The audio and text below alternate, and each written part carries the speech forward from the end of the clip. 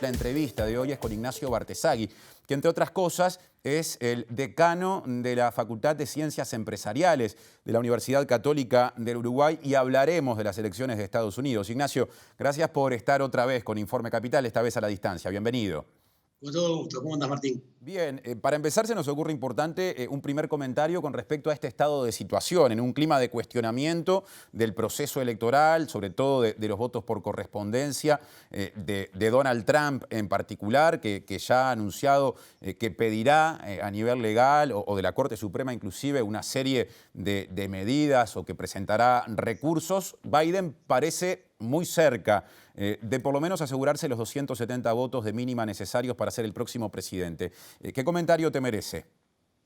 Bueno, de preocupación por los reclamos que hace Trump, pero que de cierta forma los esperábamos, porque se sabía que el voto por correo iba a ser muy importante, se triplicó con respecto a las elecciones anteriores, se sabía que ese voto tenía un sesgo más demócrata que republicano, entonces de cierta forma ya Trump tenía como estrategia cuestionar el conteo de esos votos, que iban a demorar los resultados además de los estados claves que estabas recién repasando, que podían llegar a cambiar incluso el resultado a último minuto, así que estamos en una votación voto a voto, como se esperaba, con un Trump que votó mejor de lo que se esperaba incluso de acuerdo a las encuestas, con toda la polémica que ha generado sus acciones recientes y en particular la gestión de la crisis de la pandemia. Se esperaba que se viera mayormente afectado, pero votó relativamente bien. Está muy cerca Biden ahora de poder llegar a la presidencia de Estados Unidos. Hay quienes recuerdan que los últimos 4 años, más allá de todas las excentricidades de Donald Trump, han sido años de aumento, por ejemplo, de los niveles de empleo de Estados Unidos, lo que en particular le importa a un sector de la población que no es precisamente el que ha vivido en los últimos tiempos en las mejores condiciones, que habría adherido mayoritariamente a Trump. ¿Entendés que esa es una de las claves de que Trump, aún en un escenario de posible derrota, haya generado este final más parejo que el previsto, dejando de lado todas las denuncias y demás? Sí, lo que está claro es que, en definitiva, Trump le habla a un electorado que lo quiere escuchar y que lo sigue apoyando. Incluso el electorado latino, que algunos dicen que lo había descuidado y sin embargo no lo descuidó tanto, lo vuelve a votar. Y eso, en definitiva, sí confirma que el discurso de Trump todavía tiene apoyo en Estados Unidos. Y esto tiene que ver con cuidar el empleo, tiene que ver con ver a un Estados Unidos grande nuevamente, tiene que ver con su puja con respecto al liderazgo internacional con China. Allí hay una gran cantidad de acciones que ha tomado que en definitiva se sienten como que favorecen el desarrollo de Estados Unidos.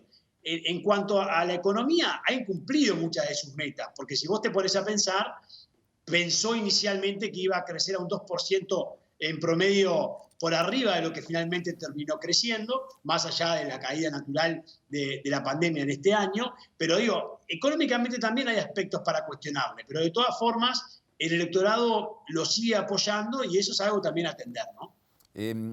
Que un país como Estados Unidos esté atravesando en este momento justamente por un proceso eleccionario cuestionado por quien es su presidente y candidato a la reelección, que anuncia que le pedirá a la justicia que pare el escrutinio en Michigan y en Pensilvania y que se haga un recuento en otro estado que es Wisconsin.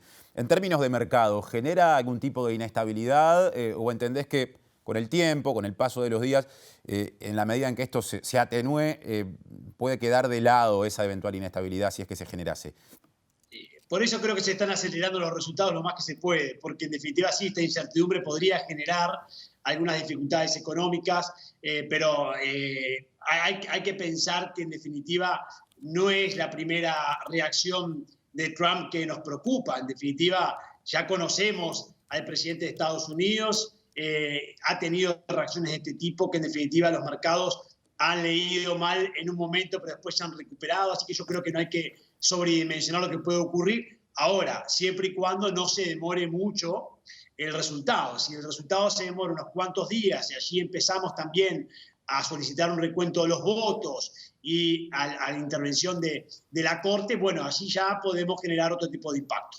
Pensando en la eventual victoria de Biden, que insistimos es en este momento el escenario más probable.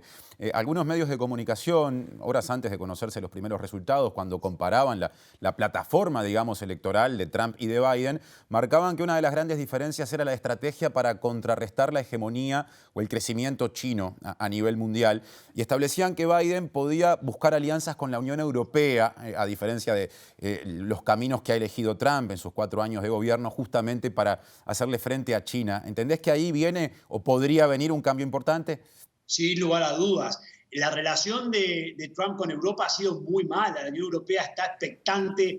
Te garantizo que mucho más que nosotros, esperando los resultados, porque se juega mucho en la relación. Esto tiene que ver con una posible guerra comercial que estaría dispuesto Trump de volver a ganar, de lanzarla también con la Unión Europea, pero esto no solo tiene que ver con la Unión Europea, tiene que ver con que una buena relación de Estados Unidos con la Unión Europea tiene que ver con la seguridad internacional, tiene que ver con el margen de acción de Rusia, tiene que ver con todo lo que ocurre en Asia Central. Entonces, yo creo que hay coincidencia en que China va a ser el gran enemigo de Estados Unidos por las próximas décadas en cuanto a la puja por el liderazgo internacional. Allí hay coincidencias entre republicanos y demócratas, pero la gran distinción en cuanto a política internacional está en que Biden está dispuesto a cooperar y a dialogar con Europa y Trump parece que no. Y ese acercamiento con Europa supone ponerle de cierta forma reparos al libre accionar de Putin, tiene que ver con el acuerdo nuclear con Irán, tiene que ver también, por supuesto, con volver al Acuerdo de París, tiene que ver con la reforma de los organismos internacionales y con destrabar lo que está ocurriendo en la Organización Mundial del Comercio, incluso con China, que Biden también muestra su preocupación y quiere ejercer presión contra China. Biden no estaría dispuesto a seguir presionando con Taiwán o a meterse en Hong Kong más allá de lo razonable. Entonces diría que en política internacional la visión de Biden es mucho más cautelosa. ¿En qué quedaría en un escenario de victoria de Biden el proteccionismo que de la mano de un discurso con un contenido de nacionalismo muy fuerte, digamos, se instaló de un modo muy nítido a partir de la presidencia de Trump? El proteccionismo mirado desde el interés de Estados Unidos. Vino para quedarse. ¿Sí? Yo te diría que vino para quedarse.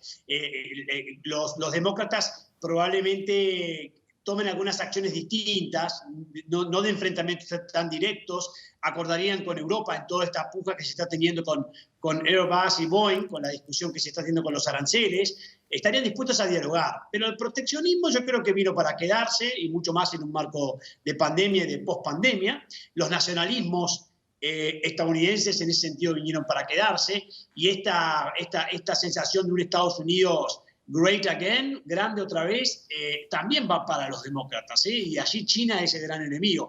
Lo que van a cambiar son las formas. Biden es más cauteloso, tiene más mesura, apuesta al diálogo y a la cooperación, y en un sistema internacional tan desgastado por la pandemia, tan desgastado por la debilidad de Europa, con lo que está ocurriendo con el Brexit, y tan desgastado por la puja entre Estados Unidos y China, bueno, la política internacional de Biden sería sin lugar a dudas bienvenida. Se ha dicho que en los tiempos de Trump, Latinoamérica o en particular nuestra región, el Cono Sur, no han sido precisamente una prioridad ni nada que se le parezca para Estados Unidos. ¿Habría que esperarse algún cambio, por menor que pueda ser, si ganara Biden?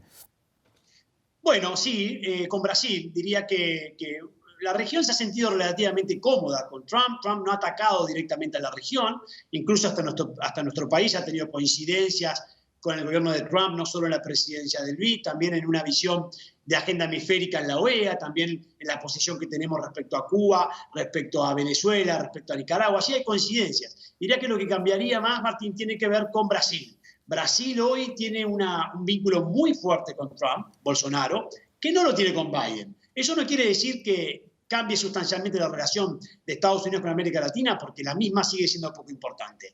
Tanto para republicanos como para demócratas, no hay una visión de largo plazo en América Latina. América Latina sigue siendo su conflicto con México, la agenda con México, que es muy amplia, sigue siendo Cuba, sigue siendo Centroamérica y en menor medida Venezuela. Pero no se van a involucrar más allá ni republicanos ni demócratas en lo que tiene que ver con la agenda de América Latina. Ahora bien, podría cambiar, sí, esta relación de Brasil, que venía bastante bien entre Bolsonaro y Trump. Biden se va a dedicar más, si gana la presidencia, a resolver los problemas económicos internos que tiene en su primer año y luego empezará nuevamente a mirar el escenario internacional. Ignacio Bartesagui, decano de la Facultad de Ciencias Empresariales de la Universidad Católica del Uruguay, muchas gracias por este rato para Informe Capital.